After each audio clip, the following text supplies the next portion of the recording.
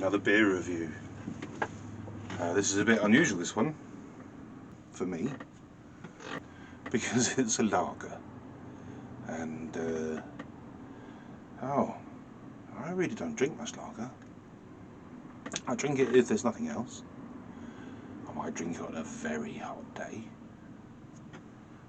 But my preference would always be some sort of ale. Perhaps real ale if possible. But the exceptions can be made. And I mean, we all drink to a budget, and so I drink quite a lot of beer out of cans rather than bottles, beer out of supermarkets rather than off licenses, and so I can't afford to be too picky, too snotty. It's all beer, isn't it, really? I make out like I know what I'm talking about and that I'm discerning, but I think it just depends, really, on the whole, how thirsty I might be. And today I'm a little thirsty. So what have we got here? I got a steiner. Oh, somebody said that it's not called a steiner. I don't know. It's a hell of a beer jug. And then I got this to go in it. There we go.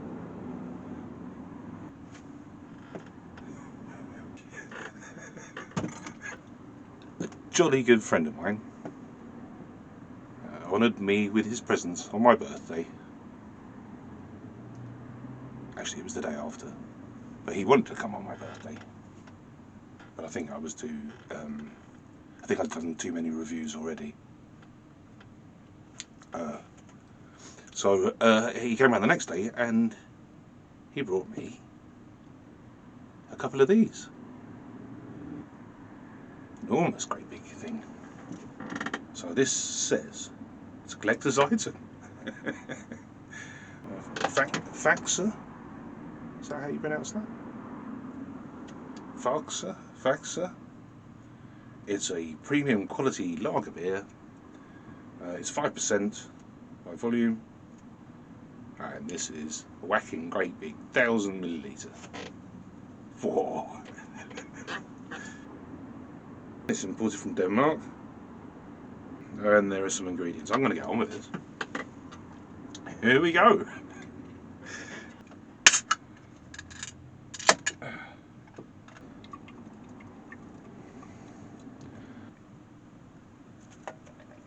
It's getting a bit heavy. I wish I'd poured with my left and held it with my right now. Oh. That's a lot of beer. This could be quite a long review. Good head on it.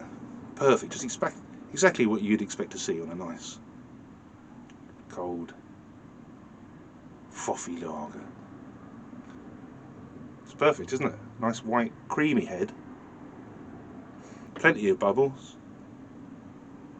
God, this is really getting quite heavy. How do those German lasses walk about with 4 of these in each hand? You have to train for that, surely. Oh, anyway, aroma. Well, I'm holding it with 2 hands now. I mean, you won't see that, I'll leave that out of shot. Yeah, aroma. Yeah, that smells exactly like you imagine a lager would. There's definitely some lager hops in that. Definitely pale malt, but there's some other malt in there as well, I think. That's not just a pale malt, is it? To me that looks, well, maybe a little darker than most lagers, maybe a bit more like a Czech one. But let's see what it tastes like.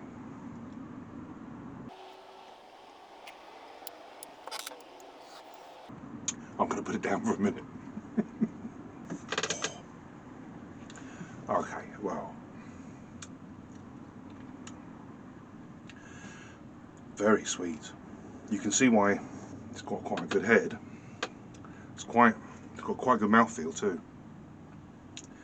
It's sweet. It's sweet for a lager. I've got it ice cold, And for something sweet, you want it ice cold. This wouldn't be any nicer warmed up. That's a portion and a half, isn't it?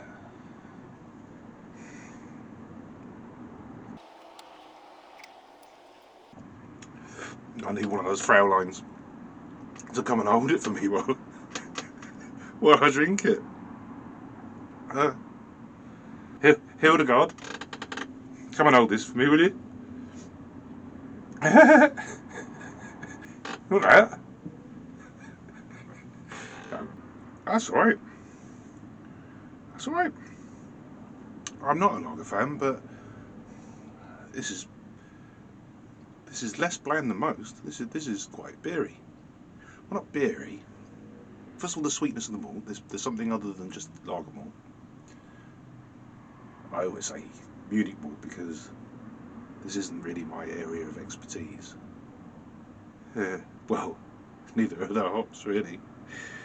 But I mean, I only know what I've used. You can only know what you know.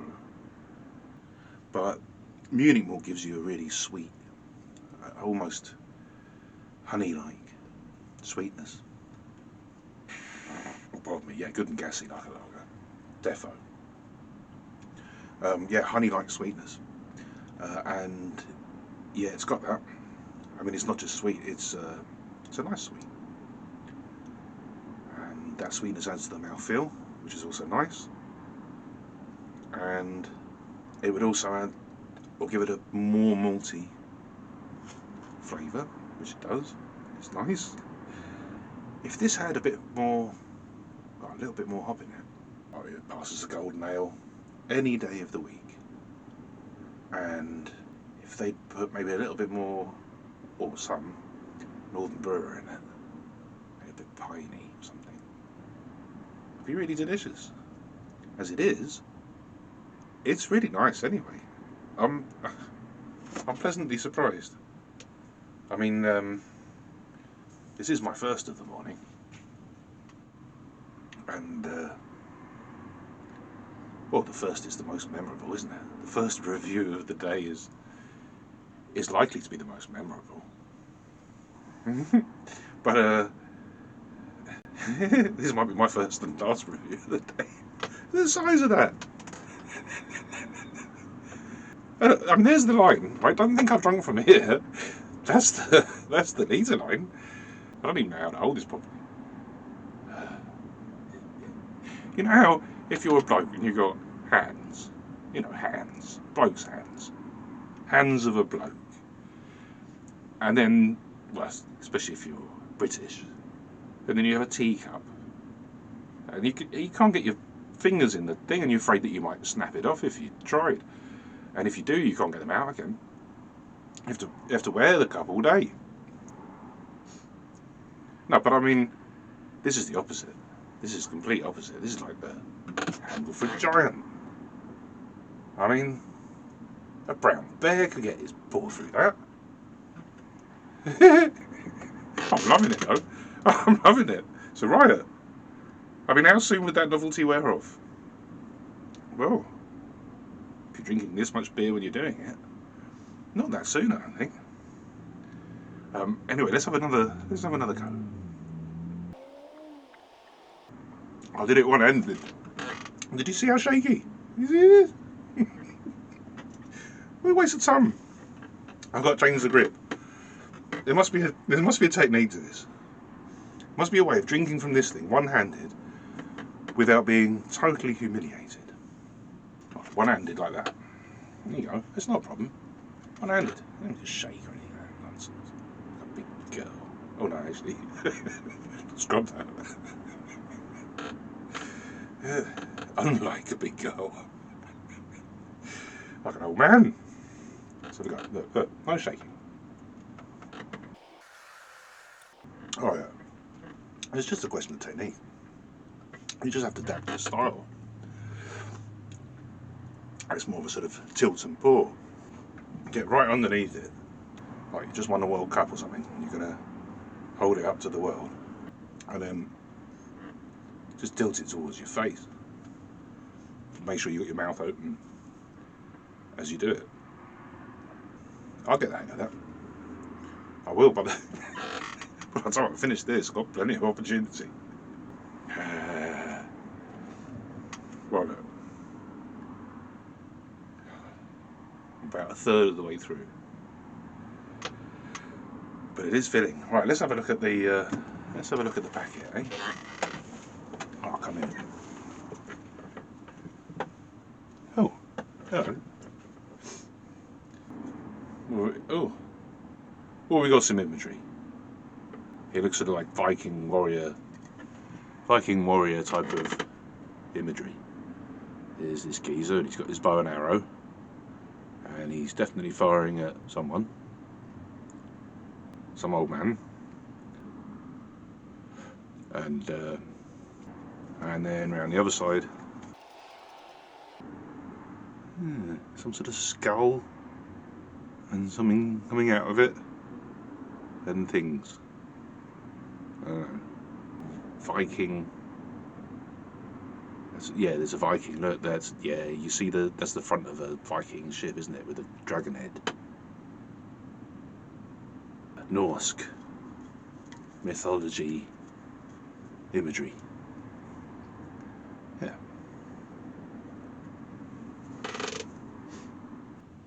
Doesn't really say ingredients, and I've not much more to tell. There's a little bit less packaging if you buy in a bigger portion, and maybe it could be a bit cheaper. So anyway, cheers Forbes, mate, and Ellie. Cheers guys. Cheers for my birthday prezi. I shall drink it wisely. Many thanks. I've got another one of these. I'm going to save it for a rainy day. And if I was drinking lager, and I had to stick or twist, and it came in a huge great big portion like this, so you didn't have to go to the bar very often. And well, I mean, come on. That just makes sense. It's not going to blow away. I'm going to say stick. I'm going to say stick. If I were drinking lager, this has got more flavour than most. I've no idea whether it adheres to the German purity law or not, but actually, it's perfectly good drinkable beer. But yeah, I'd be happy to review a few Steiners of this, for sure. So that's a stick. Okay then. Well, many thanks again. Over and out. Cheery, bye.